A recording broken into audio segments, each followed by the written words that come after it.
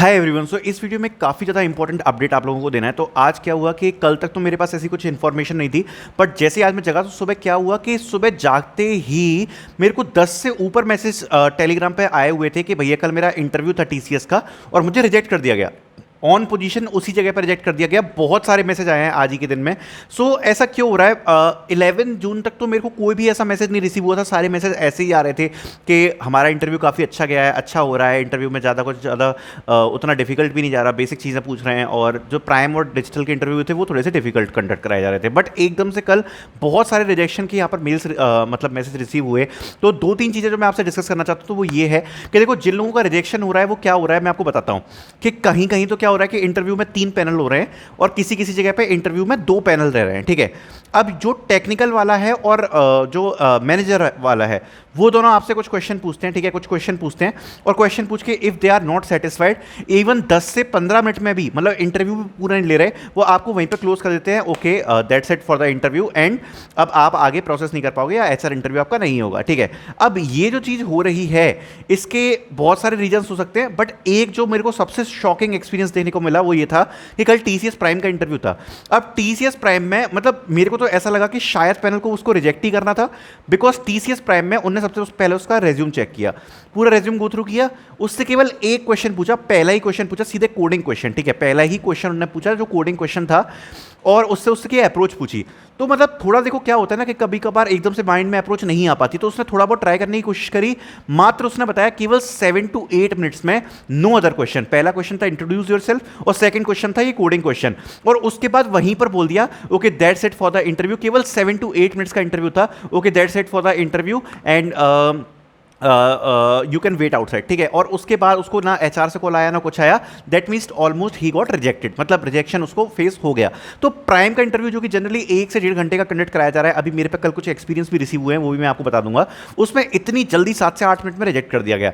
अब इसके कुछ थोड़ी बहुत चीज़ें हैं जो मैं आपको बताना चाहता हूँ। तो पहली चीज़ क्या है, मेजरली जिन लोगों से मुझे रिसीव हुए हैं message, I don't know why, मैं श्योरिटी से तो नहीं कह सकता, बट काफ़ी सारे लोग उसमें से कोर ब्रांच वाले हैं, मतलब सीएस या आईटी से नहीं है। केवल एक ही बच्चा था जो आईटी से था, उसको रिजेक्शन फेस हुआ है, उसका भी रीजन आपको बताऊंगा।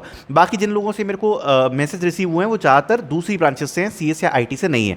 एक ये शायद रीजन हो सकता है कि शायद टेक्निकलिटी में उतनी ज़्यादा स्ट्रांग नहीं दिख रहा हो उनको रेज्यूम साइड से, तो वो लोग रिजेक्ट कर रहे हों, ये पहला रीजन हो सकता है। दूसरा, totally depending upon the panel. और तीसरी चीज़, देखो हर एचआर के अंडर में कुछ ना कुछ प्रोजेक्ट्स हैं, यहाँ पर इंडिविजुअल प्रोसेस सबके लिए कंडक्ट कराई जा रही है।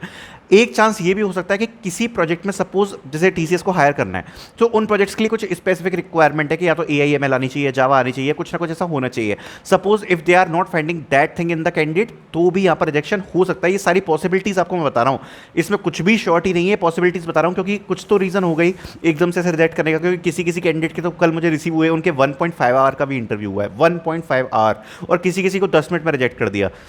तो क्या रीजंस हो सकते हैं वो मैं आपको बताता हूँ। पहला तो यही हो गया, ब्रांच वाला हो गया। दूसरा फैक्टर ये भी हो सकता है कि टेक्निकली में जो चीज़ उनको चाहिए शायद वो कैंडिडेट पे ना मिल पा रही हो। तीसरी चीज़ एक और हो सकती है, कम्युनिकेशन स्किल्स के इशू। और एक और यहाँ पर पॉसिबिलिटी हो सकती है कि जो इंटरव्यूअर है वो कुछ माइंडसेट के साथ आया है कि मेरे को कैंडिडेट में ये चीज़ें चाहिए। अगर उसने 5 से 10 मिनट में जज कर लिया कि कैंडिडेट में ये चीज़ें नहीं हैं, सो हो सकता है वो ऐसा करते हैं। एक और मेरे को स्ट्रॉन्ग पॉसिबिलिटी लग रही है, उसका मैं आपको एक रीज़न बताता हूँ। क्या हुआ कि टीसीएस जब इंटरव्यूज़ के लिए इनवाइट करी, सो काफ़ी सारे कैंडिडेट्स का जो इंटरव्यू टाइम था, जैसे 12 बजे था या 1 बजे था, वो इतना ज़्यादा डिले हो गया कि उनके इंटरव्यूज़ शाम को 5 या 6 बजे हुए हैं।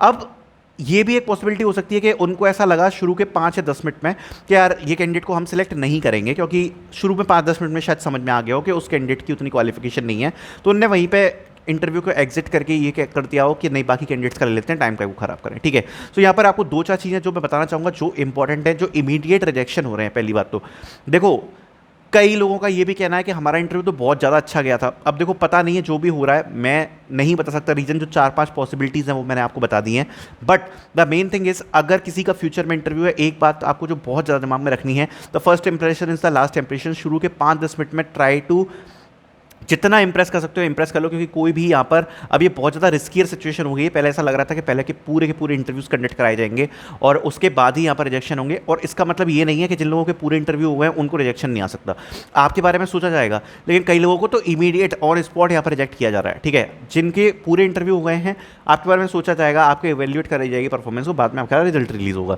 बट कई लोगों को ऑन स्पॉट रिजेक्शन भी यहाँ पर रिसीव हो रहे हैं, ठीक है। सो बहुत रिस्की मामला चल रहा है। जिनका भी आगे इंटरव्यूज आ रहे हैं मैं कहूँगा थोड़ा सा केयरफुल होकर काम करना, और जितना हो सके इस चीज़ को एक बार माइंड में रखना कि शुरू के इंप्रेशन आपका खराब ना पड़े इंटरव्यू के ऊपर। Okay, so thank you so much for watching this video. I hope ये अपडेट आपको हेल्पफुल लगा होगा।